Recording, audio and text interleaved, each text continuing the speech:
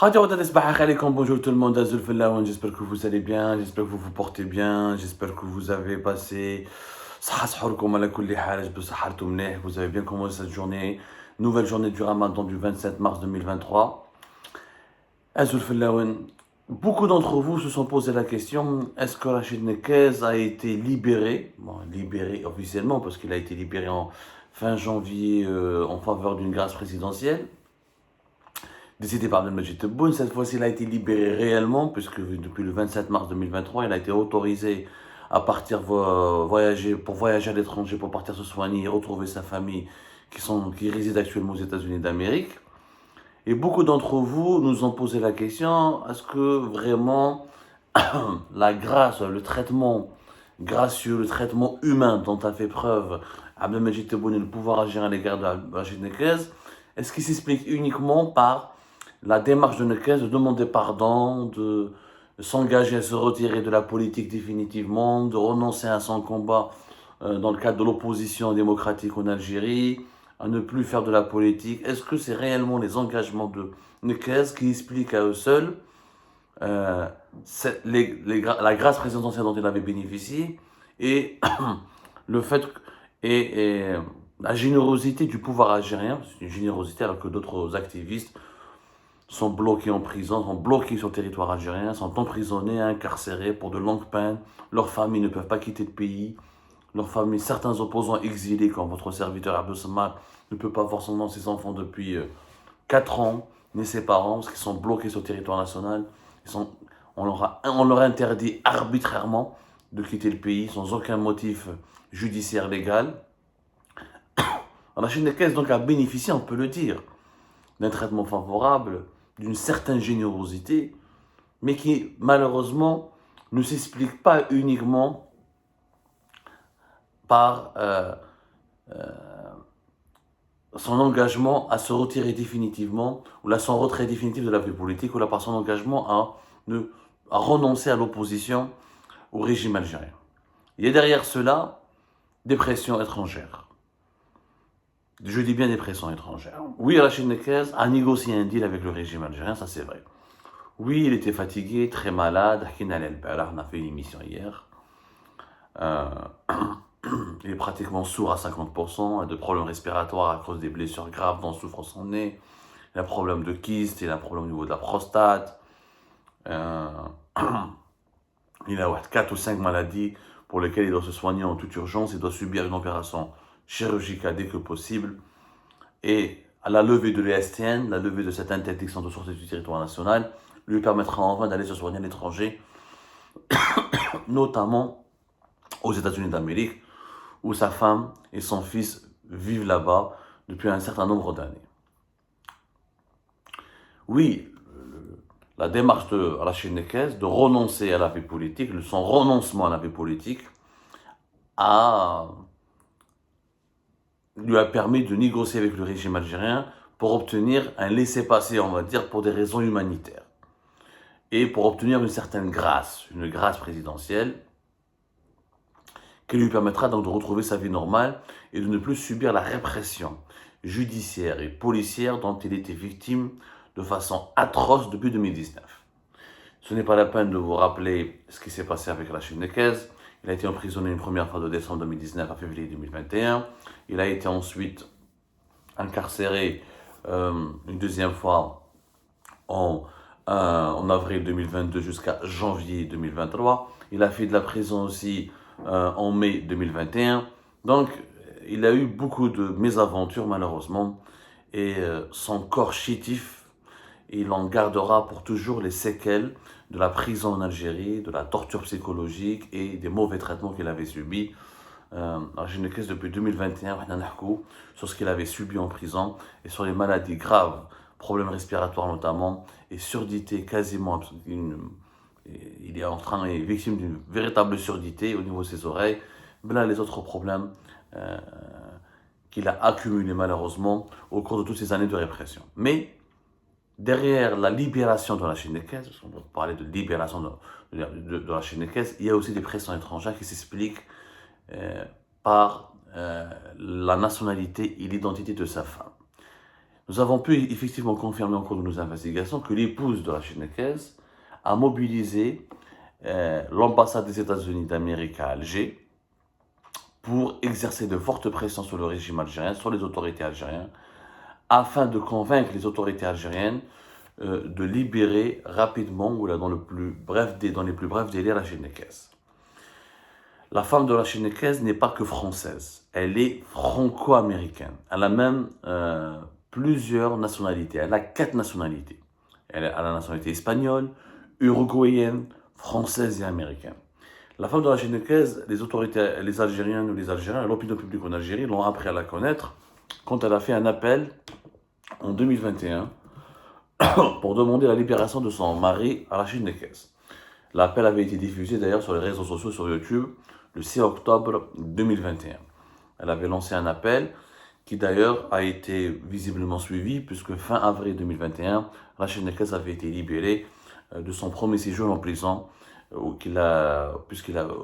premier séjour en prison qui avait commencé début décembre 2019.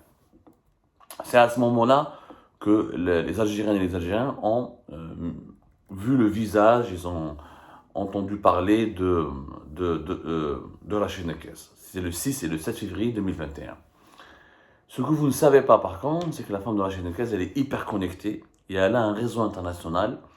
Et de par sa nationalité américaine, elle a pu effectivement alerter et interpeller les autorités américaines. La femme de Rachid Nekez s'appelle Cécile Lucienne Rosaïba Leroux. Cécile Lucienne Rosaïba Leroux. Elle est née le 24 février 1963 à San Francisco, la Californie, de parents catholiques qui étaient de nationalité espagnole et uruguayenne. Même elle a hérité de ces nationalités-là. Elle a vécu en France et elle a vécu aux États-Unis d'Amérique. Donc elle a la double nationalité française et américaine. Et la nationalité américaine, c'est pas n'importe quoi. La nationalité américaine, c'est un véritable atout très précieux qui permet de demander l'intervention de la Maison-Blanche, des ambassades des États-Unis à l'étranger, du département d'État, l'équivalent du ministère des Affaires étrangères aux États-Unis d'Amérique, pour intervenir dans un dossier qui impliquerait des violations des droits de l'homme, de la répression, ou là des dérives, ou là qui menaceraient les droits, ou là qui bafoueraient des droits fondamentaux, que ce soit des droits civiques ou politiques, d'un ressortissant américain ou d'un compagnon, ou là d'une compagne, d'un époux, ou là d'une épouse, d'un ressortissant américain. Vous savez que la femme de Rachid Nekez, donc Cécile Lucienne Leroux, directement Cécile Leroux, a fait ses études aux États-Unis d'Amérique et en France. Elle a un cursus en langue, elle a fait un diplôme en langue et littérature romane, et ensuite elle s'est lancée dans les affaires. Elle était formatrice dans un fonds d'investissement qui s'appelle Fidelity Investment entre 1984 et 1993. Ensuite, elle a fait un MBA, Master Business of Administration, un MBA dans une école de commerce à Paris en 2008 et à l'ISEC. Elle s'est établie ensuite aux États-Unis d'Amérique, notamment à Los Alamitos, en Californie. Ensuite, elle a essayé de faire des affaires aux États-Unis comme en France. Visiblement, ces affaires, les business qu'elle avait lancés, les activités économiques, le business qu'elle avait tenté de lancer, ça a échoué notamment entre 1992 et 2013. Et ensuite, elle a vécu aussi en Espagne, notamment du côté de Valence et de Murcie, pour lancer un business de traduction freelance. Et d'ailleurs, elle a un enfant avec Rachid Nekez qui s'appelle Skandar, qui a vécu une bonne partie de sa vie aussi en Espagne. Donc, c'est l'euro qui vient entre l'Europe et les États-Unis d'Amérique, qui est américaine et à la fois française, et qui est espagnole de la part de la nationalité de ses parents. Ses parents sont espagnols et uruguayens. C'est l'euro, dès le départ, elle était très impliquée dans la vie politique, dans l'engagement politique de Rachid Nekez. Bien avant qu'il rentre en France, Rachid Nekez a commencé sa vie politique. Il a voulu être candidat aux élections présidentielles en France, il s'est engagé dans la défense des droits de la communauté musulmane ou des musulmans en France, qu'il estimait persécutés aux victimes de racisme, de xénophobie ou d'islamophobie. le fameux combat de la Chinekaise pour protéger les femmes qui portent le niqab, pour payer leurs amendes. La Chinekaise, le parcours vous le connaissez. Cécile Leroux, dès le départ, elle a commencé à s'impliquer dans la vie politique de la Chinekaise. Elle faisait du lobbying pour lui d'ailleurs. Et elle ne l'a jamais abandonné, elle l'a jamais laissé tomber. Et elle était convaincue, en grande partie par les idées de son mari. Par contre, elle était beaucoup moins engagée aux côtés de la Chinekaise lorsque la Chinekaise a décidé de s'installer en Algérie et de militer en Algérie à partir de 2013-2014. Alors qu'auparavant, il voulait uniquement, entre 2006 et 2013, il voulait uniquement faire de la politique en France au nom de la défense des intérêts et des droits de la communauté musulmane. Lorsqu'il y a eu la série d'emprisonnements de la Chinekaise en Algérie, et notamment depuis 2021 et 2022, Cécile Leroux a décidé donc de mettre au service de la cause de la libération de son mari sa nationalité américaine. Et elle a effectivement demandé l'intervention de l'ambassade des États-Unis à Alger, en la personne de Mme Elizabeth Aubin Moore, qui est l'actuelle ambassadrice américaine, dont nous avons parlé énormément. Elizabeth Moore, je vous rappelle, les vidéos d'Algérie partent, elle est devenue l'une des lobbyistes les plus influentes des États-Unis d'Amérique, l'une des lobbyistes les plus influentes des États-Unis d'Amérique en Algérie. C'est une personnalité qui a accès à tous les dirigeants algériens, qui, depuis son arrivée en 2022, début 2022 en Algérie, elle fait un travail exceptionnel. Elle a rencontré Saïd Chengeleh à maintes reprises, elle a rencontré Abdelmajid Tebboune à maintes reprises, elle s'est entretenue avec l'ancien ministre des Affaires étrangères, Ramtan Lamamra à maintes reprises, elle a rencontré le Premier ministre Ayman Ben Abdelrahman à maintes reprises.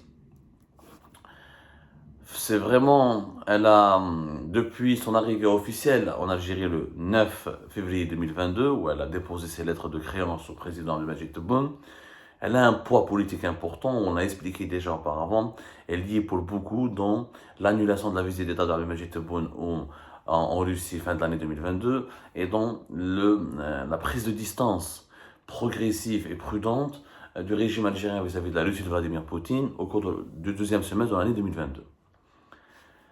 Il s'avère que, selon nos informations aussi, plusieurs délégations américaines qui sont venues à Alger en cours de l'année 2022 ont parlé du cas de la Chinekaise. Et l'ambassadrice des États-Unis d'Amérique, par exemple le sous-secrétaire d'État Wendy Sherman, qui a fait une visite en Algérie le 9 et le 10 mars 2022, ont parlé, plusieurs délégations américaines ont parlé de l'affaire de ce qu'on appelle la Chinekaise.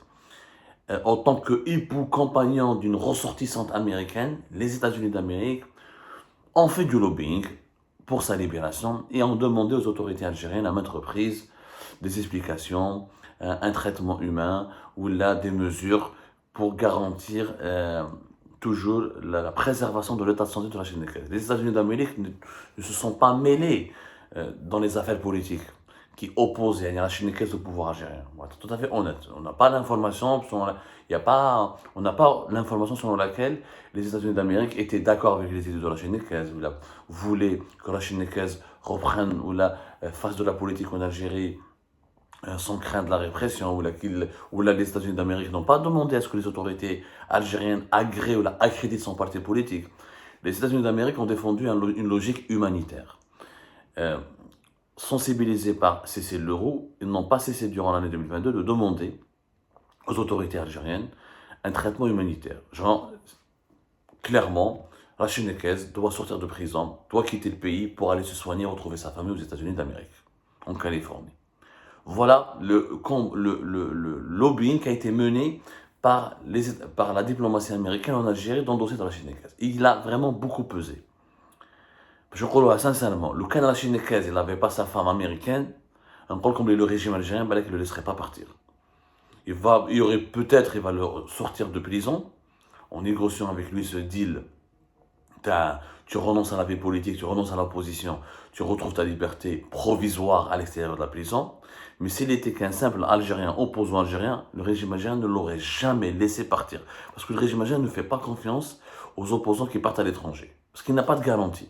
Il croit qu'on va le laisser partir, il va aller à l'étranger, il va refaire un parti politique, il va s'engager une nouvelle fois sur les réseaux sociaux, il va réactiver sa page Facebook, sa chaîne YouTube, il va se prononcer, il va reprendre la parole contre nous, il va nous attaquer, et à l'étranger, il n'est pas contrôlable. Aucun opposant n'est contrôlable. Aucun opposant ne peut être neutralisé. Aucun opposant ne peut être arrêté, interpellé, emprisonné, parce qu'il est à l'étranger, il est loin, il est à l'abri de la machine, de l'arbitraire du régime algérien. Donc, le régime algérien négocie, d'ailleurs parce qu'ils ont voulu négocier avec moi en 2022, tu rentres en Algérie, tu fermes ta gueule, et tu ne sors pas. Tu ressors. C'est-à-dire ils vont étudier pendant une période assez longue, voir ton comportement, est-ce que tu as été domestiqué, est-ce que tu es vraiment assujetti, est-ce que tu as vraiment incorporé dans ton cerveau l'idée, dans ta tête l'idée que tu n'es plus un opposant, que tu es uniquement un citoyen lambda ordinaire et que tu ne représentes plus pour eux une menace. Ils l'ont libéré en fin janvier 2023, ils le laissent partir à l'étranger à partir de fin mars 2023, c'est tout simplement grâce au lobbying américain.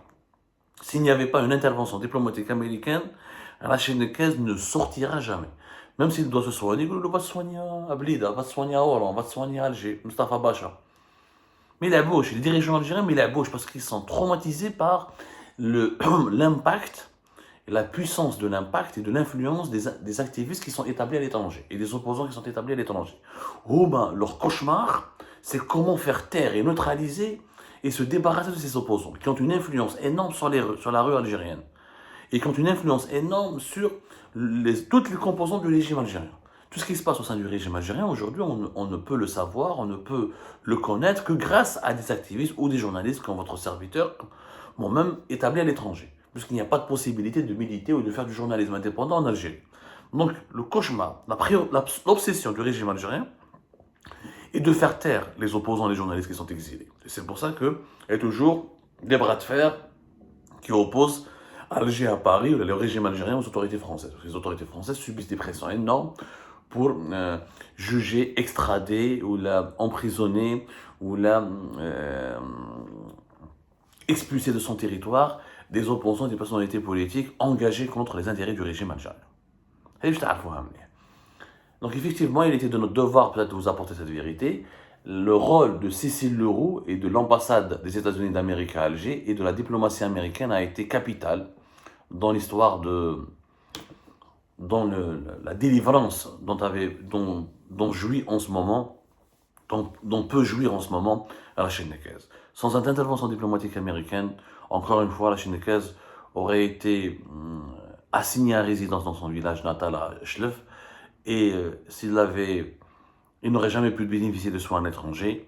Il peut dire donc merci à sa femme, merci surtout à sa nationalité américaine, et ce qui prouve, encore une fois, que quand on a la nationalité algérienne, on ne vaut rien. Parce que le régime algérien, il ne reconnaît pas la validité ni le prestige, il ne reconnaît aucune utilité à cette nationalité algérienne, parce que quand on est algérien tout court, le régime algérien nous écrase,